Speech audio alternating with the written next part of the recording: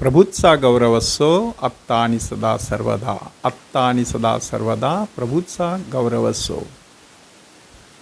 माणसाच्या जीवनामध्ये बालपणीचा काळ सुखाचा असतो. रम्य ते बालपण असं बऱ्याच वेळेला म्हटलं जातं. परंतु त्याचबरोबर बाळाचे पाय पाळण्यात दिसतात असंही म्हटलं जातं. बायबलमध्ये देखील अशाच प्रकारे काहीतरी घडताना आपण पाहतो.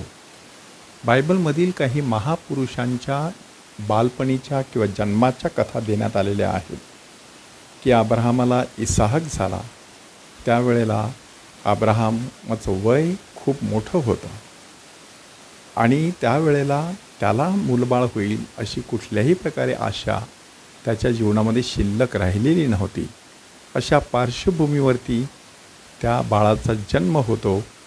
त्या बाळाचं अर्पण करण्याची आज्ञा होते आणि ह्या सगळ्या अग्निदिव्यातून सही सलामत बाहेर पडलेला अब्राहम राष्ट्रसमूहाचा जनक, श्रद्धेचा पिता, 3 धर्मांचा आदिपिता अशा प्रकारे संपूर्ण जगामध्ये अजरामर होतो. मोशेच्या बालपणीची कथा आजच्या पहिल्या वाचनात देण्यात आलेली आहेच, पण त्या व्यतिरिक्त शमूएल, योहान बाप्तिस्ता, येशू ख्रिस्त ह्यांच्या बालपणीच्या कथांकडे आपण नुसती नजर जरी टाकली तरी परमेश्वराची योजना किती दिव्य भव्य असू शकते त्याची आपल्याला जाणीव होते. की शमूएल बाळ कशा प्रकारे जन्माला आला. त्याच्या वडिलांना 2 बायका होत्या, हन्ना आणि पनिन्ना. पनिन्नाला मुलंबाळ होती, हन्नाला मूलबाळ नव्हतं.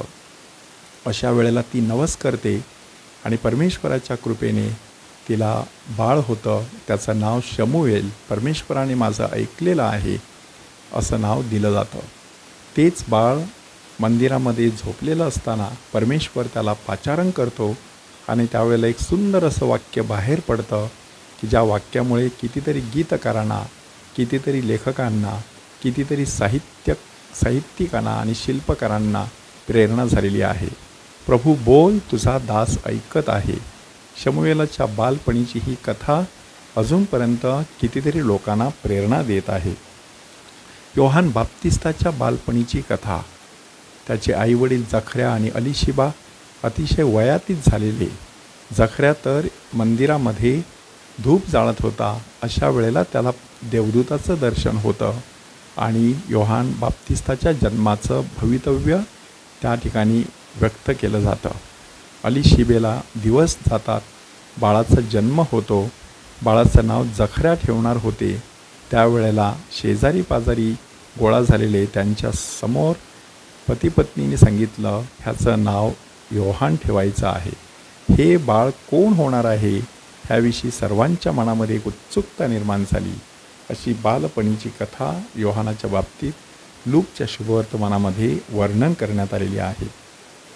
प्रभू येशू ख्रिस्ताच्या बालपणीची किंवा जन्माची कथा देखील मत्तईच्या शुभवर्तमानामध्ये आणि लूकच्या शुभवर्तमानामध्ये अध्याय 1 आणि 2, अध्याय 1 आणि 2 अशा प्रकारे वर्णन करण्यात आलेली आहे. ह्या सर्व तपशिलांचा सारांश एकच आहे की मातेच्या गर्भाशयात असतानाच परमेश्वर जन्माला येणाऱ्या बाळासाठी आपली योजना तयार ठेवत असतो आणि विशेष करून निवडलेल्या व्यक्तींसाठी परमेश्वराची अगदी त्याच्या बालपणापासून विशिष्ट अशी योजना असते. आजचं पहिलं वाचन जर आपण व्यवस्थितपणे ऐकलं तर त्या ठिकाणी मोशेच्या जन्माची आणि त्याच्या बालपणाची कथा देण्यात आलेली आहे. परिस्थिती अशी होती की इब्र्यांचं म्हणजेच इस्रायली लोकांचं जे जीवन होतं ते जिकिरीचं झालेलं होतं आणि त्याच्यातील नर बालकाला जिवंत ठेवायचं नाही अशा प्रकारचा आदेश सुयीणींना देण्यात आलेला होता आणि त्या पार्श्वभूमीवरती मोशेचा जन्म होतो. 3 महिने बाळाला लपवून ठेवलं जातं आणि मग जेव्हा बाळ हळूहळू मोठं व्हायला लागतं तेव्हा त्याला लपवून ठेवणं शक्य नाही म्हणून त्याला टोपलीत घालून नाईल नदीमध्ये सोडलं जातं. परंतु त्याच नदीमधून शेवटी त्याला वाचवण्यात येतं आणि तो फारोच्याच राजवाड्यामध्ये लहानाचा मोठा होतो.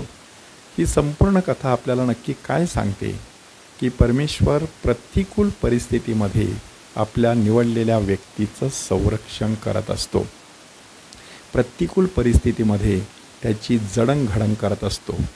ज्या फारोच्या राजवाड्यात तो लहानाचा मोठा झाला, त्याच फारो विरुद्ध नंतर तो उभा ठाकला आणि साऱ्या इस्रायली लोकांची त्याने इजिप्तच्या गुलामगिरीतून सुटका केली. नदीमधून किंवा पाण्यातून बाहेर काढलेला म्हणून त्याला मोशे असं म्हणण्यात आलं. तोच पुढे लोकांना लाल समुद्राच्या पाण्यातून बाहेर काढणारा ठरला.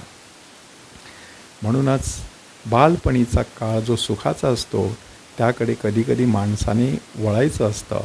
ओझरती नजर टाकायची असते की बालपणी अशा काही गोष्टी घडलेल्या आहेत की ज्यांच्यामुळे आजही माझ्या जीवनशैलीवरती त्याचा चांगला किंवा वाईट प्रभाव दिसून येत आहे. आपल्या बालपणी परमेश्वराने आपल्यासाठी जे केलेलं आहे ते आठवायचं, त्यासाठी परमेश्वराचे आभार मानायचे, त्यामधून शिकायचं आणि पुढे जायचं. ती कृपा मिळवण्यासाठी परमेश्वराकडे विशेष प्रार्थना करूया. प्रभूचा गौरव असो आत्ता आणि सदा सर्वदा. आत्ता आणि सदा सर्वदा प्रभूचा गौरव असो.